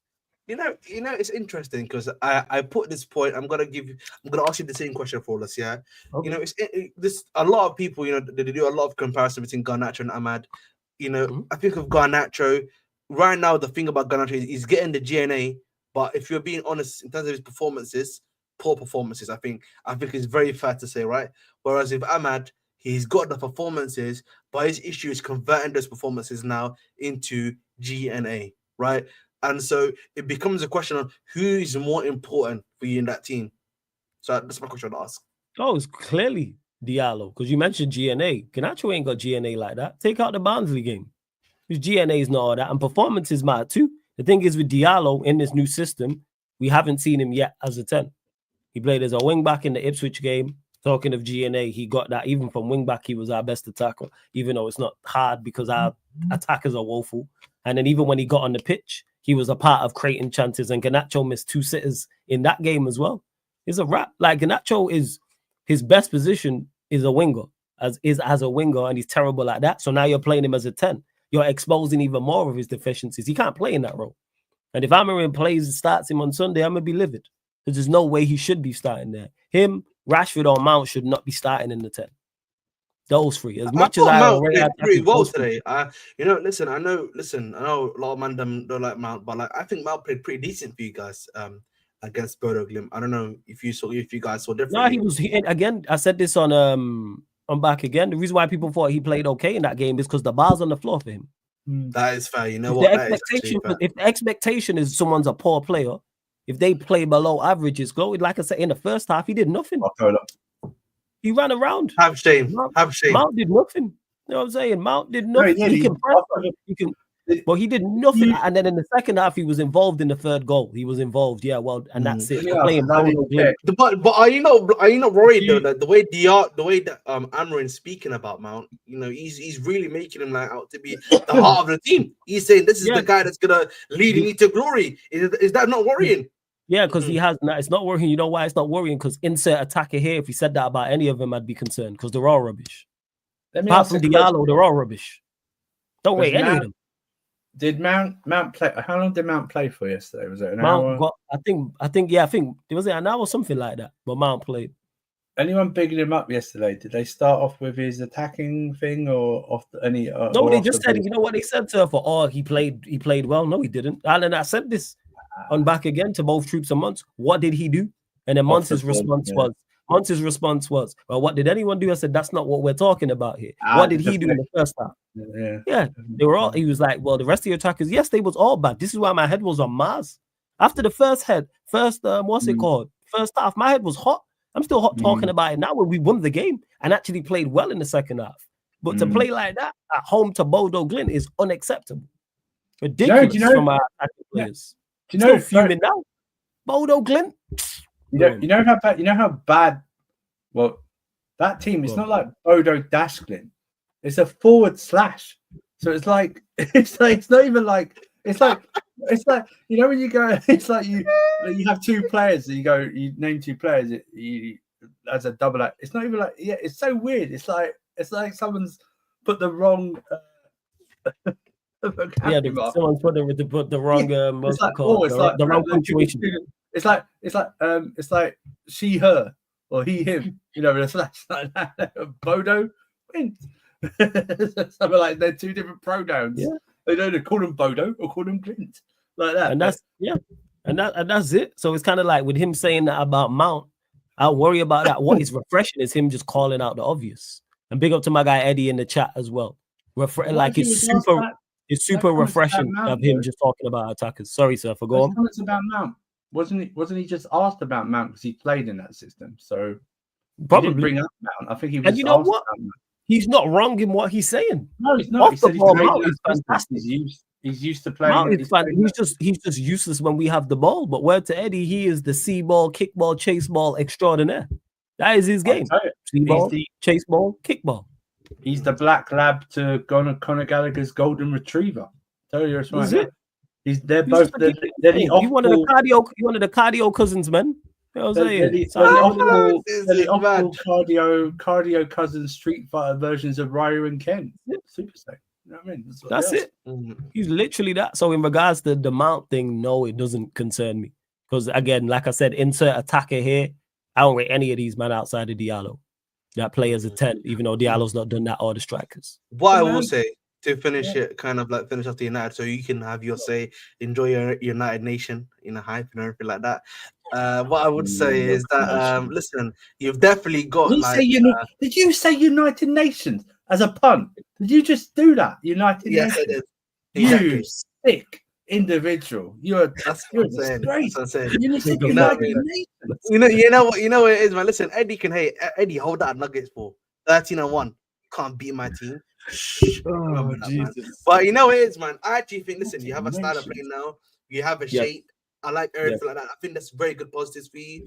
I just think with him, I hope that Amorim does not turn out to be a Potter like us, where, you know what I mean? He has the system, he has the style of play, he has the shape, but the problem with him is that because of the players that he has, then he himself then starts, having a control out delete moment himself, that leads to him getting sacked too. Because that could also happen to you. Because I don't know if they're telling this for us that, I said this season for United could very much be like what happened to Chelsea in their first season under this ownership, where we went from Tuchel, then we had this great manager, upper country, us was obviously Potter. He then decided to go, you know what I mean? And then we brought in a caretaker manager at the end. Yeah. This could, are you right?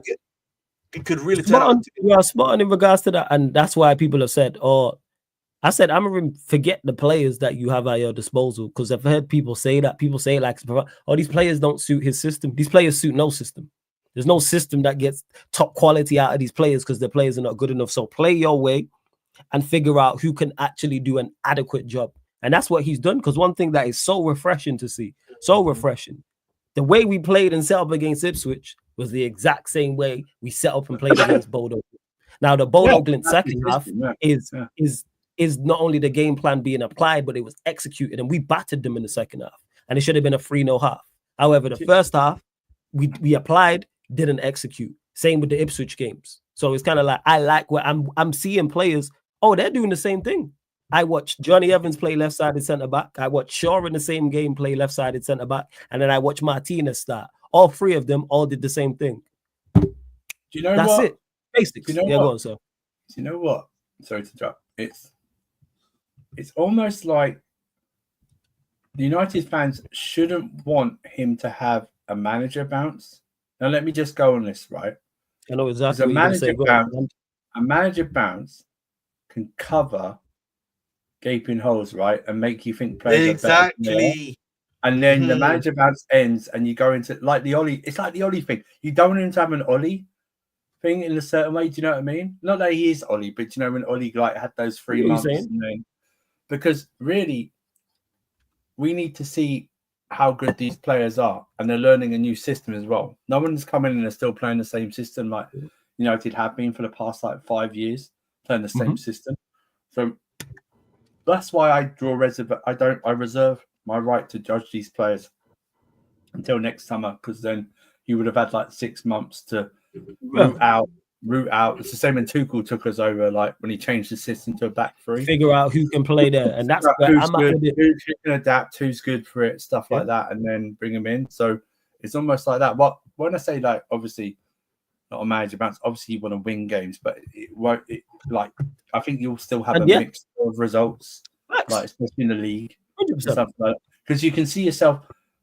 Of course, you never pick United to lose, obviously, but you can see yourself beating Everton this weekend.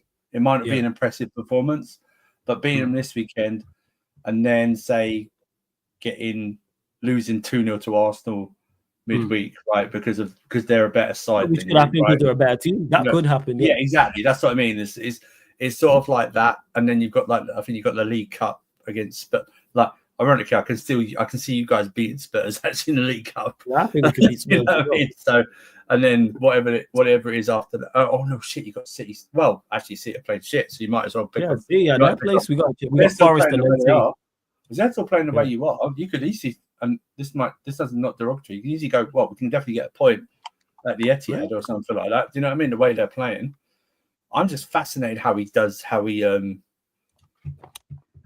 Maino into this. I really am fascinated how he fits a player like Maino. That is the £1 million question. Does he play in the pivot? What position is he? What is he? Because I prefer him to play in the 10. That's what I mean. I'm hearing in like when he played youth football, it was like an 8 or a 10. He's been really played more of a 6 under 10 hard. And I'm so for him, I'm glad he's progression.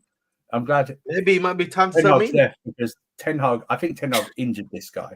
I think Ten Hag injured this guy. Ten Hag injured this guy, but overplaying him and probably in training, he injured him. That's what I think. So I'm interested to see how he does. I would not have Ahmed playing right wing back. I'd actually play him as one of the front three.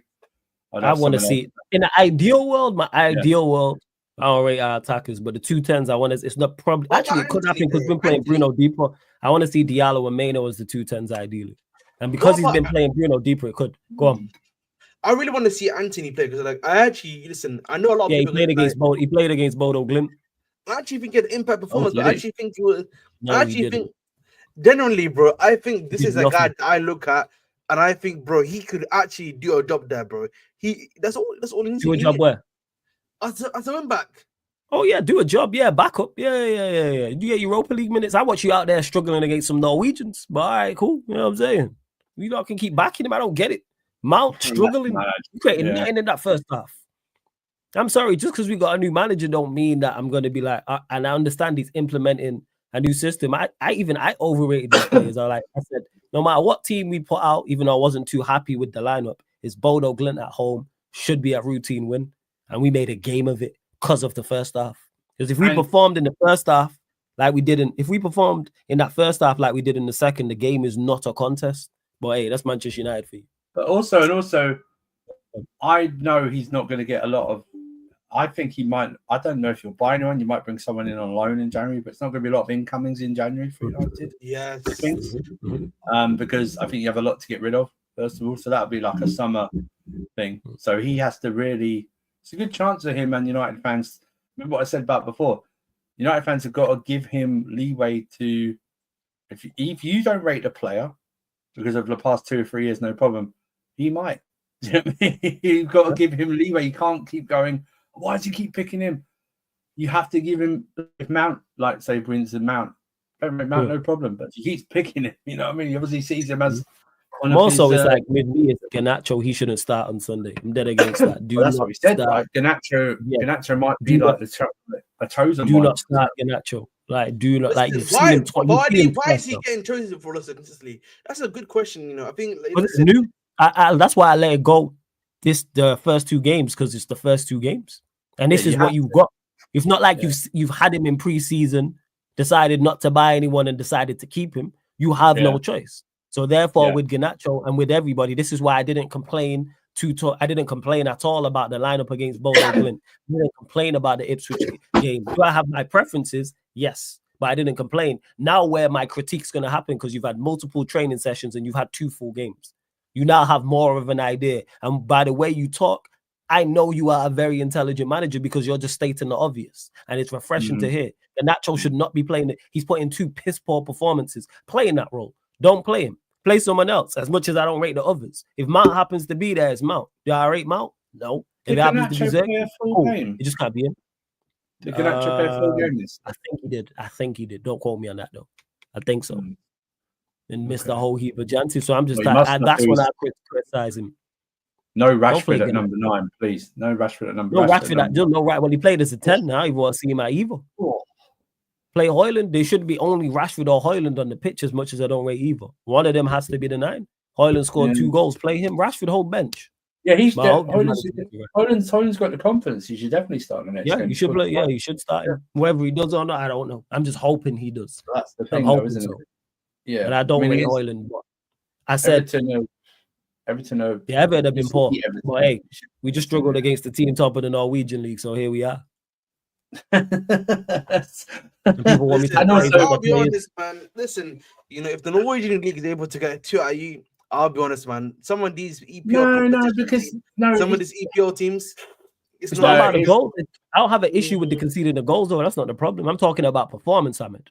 Yeah. The performance was unacceptable. We could have lost 1-0. If we would have lost 1-0 but absolutely battered them and they score a screamer in the 85th minute from 40 yards and it goes top bins, yes, I'll be pissed, but I'll be less annoyed. Like I said, we won the game and I'm still irritated.